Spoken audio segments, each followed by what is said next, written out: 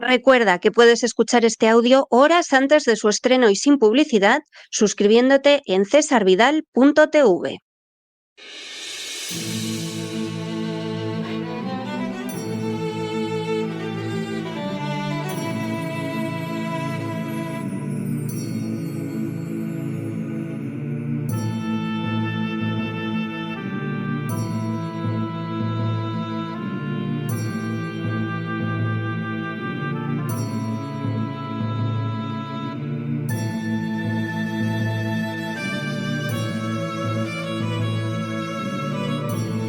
La Voz con César Vidal, desde el exilio. Muy buenos días, muy buenas tardes, muy buenas noches y sobre todo muy bienvenidos a esta nueva singladura de La Voz. Soy César Vidal, hoy es el jueves 2 de octubre de 2025 y me dirijo a los hispanoparlantes de ambos hemisferios, a los situados a uno y otro lado del Atlántico y del Pacífico y como siempre lo hago desde el exilio. Corría el año 1857 cuando la India se vio sacudida por una rebelión contra el poder británico desencadenada por los cipayos, es decir, los soldados indios al servicio de los ingleses. Aunque los británicos se esforzaron por atribuir los conflictos al salvajismo de los soldados indios, la realidad es que la India llevaba sufriendo el dominio inglés desde hacía justo un siglo. De hecho, en 1757 la Compañía Británica de las Indias Orientales se había apoderado de Bengala tras la batalla de Plassey y desde entonces no había dejado de ocupar territorios en la India, sometiendo a sus poblaciones y apoderándose de sus recursos naturales. En 1764 añadió Bihar y Odisha a sus dominios. En 1843 logró extender su control a Sindh. En 1845 se apoderó del Punjab y de Berar. En 1856 cayó en sus manos Awadh y poco después el Imperio Mogol, que mantenía un poder puramente nominal ante los británicos, sucumbió en su totalidad, siendo el emperador Bahadur Shah Zafar el último de la dinastía. La expansión imperial en la India fue presentada siempre como un avance innegable de una civilización superior, y ciertamente los ingleses trajeron adelantos como el ferrocarril o el telégrafo, pero la realidad era que sus acciones implicaban la ocupación de un territorio que tenía habitantes y la explotación de los recursos naturales de la India no en favor de los indios, sino del dominio colonial británico. La rebelión india de 1857 se caracterizó por una extrema violencia contra los ocupantes ingleses sin excluir a mujeres y niños, y quizá por eso no fue secundada por buena parte de la población de la India. Ambas circunstancias fueron utilizadas por el dominio británico para intentar justificar una despiadada represión contra los insurgentes indios. De hecho, la misma prensa británica exigió que se llevara a cabo una guerra de exterminio, y así, cuando concluyó el conflicto, la mayoría de los combatientes indios que fueron apresados resultaron fusilados o ahorcados, al igual que un gran número de civiles indios que fueron considerados como simpatizantes de la causa rebelde resultaron pasados por las armas. De forma bien reveladora, la columna de castigo británica del general Havelock en Lucknow provocó incendios y destrucciones masivas en las aldeas y granjas de indios que se hallaban a su paso. Mató a sus ocupantes o condenó al hambre a la gente que sobrevivió. La victoria británica fue presentada como el triunfo de la civilización sobre la barbarie, pero la realidad es que no pasó de ser una espantosa sucesión de crímenes de guerra que concluyeron en lo que se denominó paz, y tan solo fue la continuación de un expoliador dominio colonial. Los indios todavía necesitarían casi un siglo para conseguir acceder a la independencia, pero sería solo tras asumir tácticas de acción no violenta y de soportar que el Imperio británico dividiera la India en dos naciones. En las últimas horas hemos tenido nuevas noticias sobre el plan propuesto por el presidente Trump para concluir la guerra de Gaza. Sin ánimo de ser exhaustivos, los hechos son los siguientes. Primero, el presidente Trump ha propuesto esta semana un plan para concluir la guerra de Gaza basado en 20 puntos. Segundo, el primer punto señala que Gaza será una zona desradicalizada, libre de terrorismo, que no representará ninguna amenaza para sus vecinos. Tercero, en segundo lugar, Gaza será reurbanizada en interés de la población de Gaza, que ya ha sufrido bastante. Cuarto, el tercer punto señala que si ambas partes aceptan esta propuesta, la guerra terminará de forma inmediata. Las fuerzas israelíes se retirarán hasta la línea acordada para preparar la liberación de los rehenes. Mientras tanto, se suspenderán todas las operaciones militares, incluidos los bombardeos aéreos y de artillería, y las líneas del frente permanecerán congeladas hasta que se den las condiciones necesarias para una retirada completa por etapas. Quinto, el cuarto punto señala que en las 72 horas siguientes a la aceptación pública de este acuerdo por parte de Israel, todos los rehenes, vivos o muertos, serán devueltos. Sexto, el quinto punto indica que una vez liberados todos los rehenes, Israel liberará a 250 presos condenados a cadena perpetua, así como a 1.700 gazatíes detenidos desde el 7 de octubre de 2023, incluidas todas las mujeres y todos los niños detenidos en ese contexto. Por cada rehén israelí cuyos restos sean devueltos, Israel devolverá los restos de 15 gazatíes fallecidos. Séptimo, el sexto punto indica que una vez liberados todos los rehenes, los miembros de Hamás que se comprometan a coexistir pacíficamente y a entregar sus armas se beneficiarán de una amnistía. A los miembros de Hamás que deseen abandonar Gaza se les ofrecerá un paso seguro a países de acogida.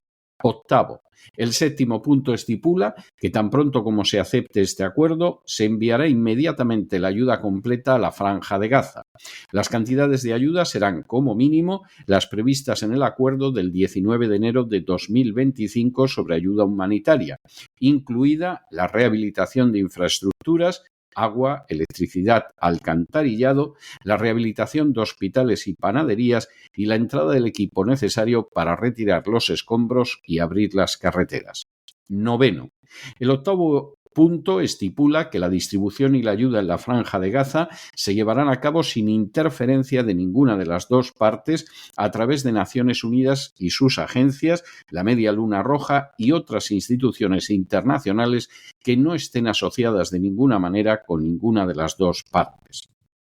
La apertura del paso de Rafah en ambos sentidos se someterá al mismo mecanismo que el aplicado en el marco del acuerdo del 19 de enero de 2025. Décimo. El noveno punto indica que Gaza será gobernada en el marco de una gobernanza transitoria temporal por un comité palestino tecnocrático y apolítico, encargado de garantizar el funcionamiento diario de los servicios públicos y los municipios para la población de Gaza. Este comité estará compuesto por palestinos cualificados y expertos internacionales bajo la supervisión y el control de un nuevo órgano internacional de transición, el Consejo de Paz, dirigido y presidido por el presidente Donald Trump, con otros miembros y jefes de Estado que se anunciarán más adelante, entre ellos el antiguo primer ministro Tony Blair. Este organismo establecerá el marco y gestionará la financiación de la reconstrucción de Gaza hasta que la autoridad palestina haya completado su programa de reformas, tal y como se describe en diversas propuestas, entre ellas el plan de paz del presidente Trump de 2020 y la propuesta franco-saudí, y pueda retomar el control de Gaza de forma segura y eficaz. Este organismo aplicará las mejores normas internacionales para crear un gobierno moderno y eficaz al servicio de la población de Gaza y capaz de atraer inversiones. Undécimo. El décimo punto señala que se elaborará un plan de desarrollo económico de Trump destinado a reconstruir y dinamizar Gaza, reuniendo a un grupo de expertos que han contribuido a la creación de ciudades modernas y prósperas en Oriente Medio. Numerosas propuestas sólidas de inversión e ideas de desarrollo entusiastas han sido elaboradas por grupos internacionales de buenas intenciones. Se tendrán en cuenta con el fin de integrar los marcos de seguridad y gobierno para atraer y facilitar estas inversiones. Estas crearán puestos de trabajo, oportunidades y esperanza para el futuro de Gaza. Duodécimo. El 11º punto establece que se creará una zona económica especial con aranceles y tasas de acceso preferenciales que se negociarán con los países participantes. 13º. El 12º punto señala que nadie será obligado a abandonar Gaza y quienes deseen marcharse serán libres de hacerlo y de regresar. Animaremos a la gente a quedarse y les ofreceremos la oportunidad de construir una Gaza mejor. 14º.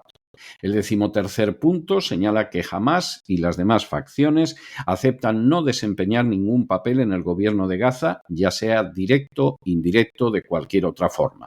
Todas las infraestructuras militares, terroristas y ofensivas, incluidos los túneles y los lugares de fabricación de armas, serán destruidas y no se reconstruirán.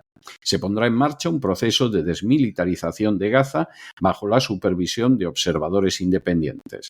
Este incluirá la retirada definitiva de las armas en el marco de un proceso de desmantelamiento acordado y estará respaldado por un programa de recompra y reintegración financiado por la comunidad internacional y supervisado por observadores independientes. La nueva Gaza se comprometerá de manera plena a construir una economía próspera y a coexistir pacíficamente con sus vecinos. 15º. El 14º punto establece que los socios regionales garantizarán que Hamás y las facciones cumplan con sus obligaciones y que la nueva Gaza no represente ninguna amenaza para sus vecinos o su población. 16º. El 15º punto señala que Estados Unidos trabajará con sus socios árabes e internacionales para establecer una fuerza internacional de estabilización, FIS, temporal, que se desplegará de manera inmediata en Gaza. La FIS formará y apoyará a las fuerzas policiales palestinas autorizadas en Gaza y consultará a Jordania y Egipto, que tienen una gran experiencia en este terreno. Esa fuerza constituirá la solución a largo plazo para garantizar la seguridad interior. La FIS colaborará con Israel y Egipto para ayudar a garantizar la seguridad de las zonas fronterizas en colaboración con las fuerzas policiales palestinas recién formadas. Es esencial impedir la entrada de municiones en Gaza y facilitar la circulación rápida y segura de mercancías para reconstruir y revitalizar Gaza. Las partes acordarán un mecanismo de distensión. 17º. El 16º punto establece que Israel no ocupará ni se anexionará Gaza. A medida que la FIS establezca el control y la estabilidad, las fuerzas de defensa de Israel se retirarán de acuerdo con las normas, las etapas y los plazos relacionados con la desmilitarización acordados entre las fuerzas de defensa de Israel, la FIS, los garantes y los Estados Unidos, con el fin de garantizar la seguridad de Gaza, que dejará de ser una amenaza para Israel, Egipto o sus ciudadanos. En concreto, las fuerzas de Israel cederán progresivamente el territorio de Gaza que ocupan a la FIS, de conformidad con un acuerdo que celebrarán con la autoridad de transición hasta su retirada completa de Gaza, con la excepción de una presencia en el perímetro de seguridad que permanecerá hasta que Gaza esté debidamente protegida contra cualquier posibilidad de una nueva amenaza terrorista. 18º. El 17º punto señala que si Hamás retrasa o rechaza esta propuesta, las medidas mencionadas anteriormente, incluida la operación de ayuda a gran escala, se aplicarán en las zonas libres de terrorismo transferidas por las Fuerzas Armadas de Israel a la FIS. 19º. El 18º punto indica que se establecerá un proceso de diálogo interconfesional basado en los valores de la tolerancia y la coexistencia pacífica, con el fin de intentar cambiar la mentalidad y el discurso de palestinos e israelíes, haciendo hincapié en las ventajas que puede aportar la paz. 20º. El 19º punto indica que a medida que Gaza vuelva a desarrollarse y progrese y que el programa de reformas de la Autoridad Palestina se aplique con fidelidad, podrían reunirse por fin las condiciones para abrir una vía creíble hacia la autodeterminación y la creación de un Estado palestino, lo que reconocemos como la aspiración del pueblo palestino. Y 21º, el 20º punto del plan de Trump establece que Estados Unidos establecerá un diálogo entre Israel y los palestinos con el fin de acordar un horizonte político para una coexistencia pacífica y próspera. El plan de Donald Trump para acabar con la guerra de Gaza cuenta con muchos aspectos positivos, pero también incluye extremos que, no nos engañemos, resultan totalmente inaceptables. Entre los aspectos positivos se encuentran los de la liberación de los rehenes por Hamás y de los prisioneros, incluidos numerosos niños, por Israel. El flujo de ayuda humanitaria que ha impedido Israel desde hace meses, a pesar del acuerdo suscrito a inicios de este año. El final del conflicto armado, la no anexión ni ocupación de Gaza por Israel o el reconocimiento de Palestina de acuerdo con la solución de los dos estados. Entre los aspectos ambiguos se encuentran la falta de concreción en cuestiones tan esenciales como la retirada israelí de Gaza o las características del gobierno palestino en la franja o la insistencia en un desarme que aplica única y exclusivamente a los palestinos, pero que jamás se refiere a un Israel que además cuenta con armamento nuclear. Entre los aspectos claramente negativos están la supresión de la voz de los palestinos sobre su futuro, la eliminación de un gobierno real palestino y su sustitución por uno decidido por Estados Unidos, la imposición de un virreinato sobre Gaza con Tony Blair como virrey, la sumisión del destino de los palestinos a los deseos de Israel y el hecho de diferir de manera indefinida el reconocimiento de Palestina como Estado, algo que, por otra parte, ya ha hecho la inmensa mayoría de la comunidad internacional, incluyendo recientemente a naciones como Gran Bretaña, Francia, Canadá, Australia, España o Portugal. Para Netanyahu, la puesta en marcha del acuerdo implicaría en teoría una seria derrota en la medida en que impediría, siquiera teóricamente, apoderarse de las materias primas de Gaza y en especial el gas, un aspecto que se encuentra en las mismísimas raíces de esta guerra. También, en teoría, dejaría de manifiesto la inutilidad de 2 años de guerra que ha causado no pocos daños a la población israelí y que hasta ahora no ha conseguido la liberación de los rehenes. Y teóricamente también lo enfrentaría con los miembros de su gabinete que desean la anexión de Gaza. Con todo, todos esos aspectos podrían ser totalmente minimizados tras afirmar que acepta el acuerdo, pero sin la creación de un Estado palestino y sobre todo tras jugar la carta de que jamás no lo acepta. Así, volvería a repetirse el juego que Israel desarrolla desde hace décadas: contemplar cómo se ofrece a los palestinos una paz en términos absolutamente inaceptables para que después de ser rechazada por ellos se les pueda culpar de no desear la paz. A todo ello habría que añadir que, como en tantas ocasiones, como por ejemplo en los acuerdos de Oslo, Israel puede despreciar totalmente lo acordado desde el primer momento, en la convicción de que con la cobertura de Estados Unidos no tendrá que responder ante la comunidad de naciones por ningún tipo de violación del derecho internacional. Todas estas maniobras pretenden además quedar cubiertas por el argumento de la prosperidad que esperaría unos palestinos que acepten renunciar a regir su destino, que catapulten hacia un futuro indeterminado su existencia como Estado y que permitan que un virrey globalista como Tony Blair administre sus riquezas naturales en manos de consorcios que contarán sin el menor género de dudas con una participación israelí. En otras palabras, lo que la Casa Blanca ofrece en realidad a los palestinos es lo mismo que en 1858 ofrecía la corona británica a los indios: la imposibilidad real de decidir su futuro de manera libre e independiente, la perpetuación indefinida de la ocupación y la sumisión, y por añadidura la supuesta justificación del sometimiento y el expolio económico con el argumento de que el avance sería incomparable, aunque eso sí, ese avance se encontrara no en manos nacionales sino extranjeras.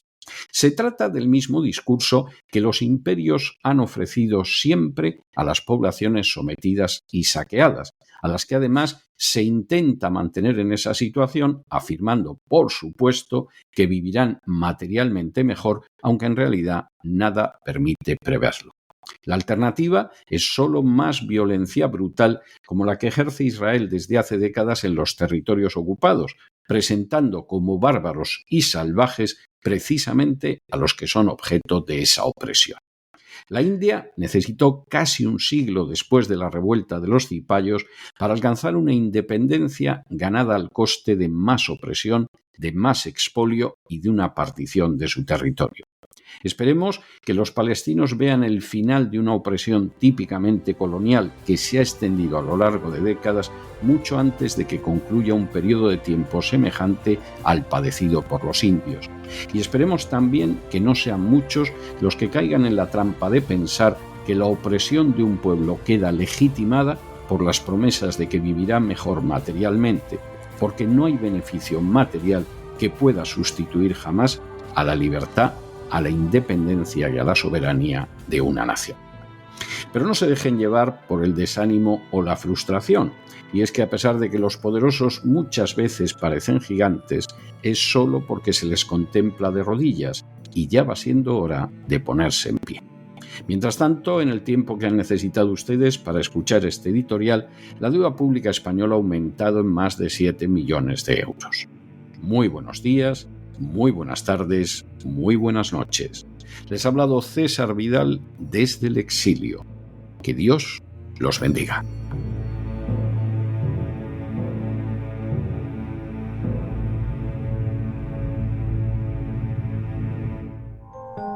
Sección patrocinada mediante crowdfunding con el siguiente mensaje: Nuestro Señor Jesucristo, el único Dios verdadero, es misericordioso y nuestro Salvador.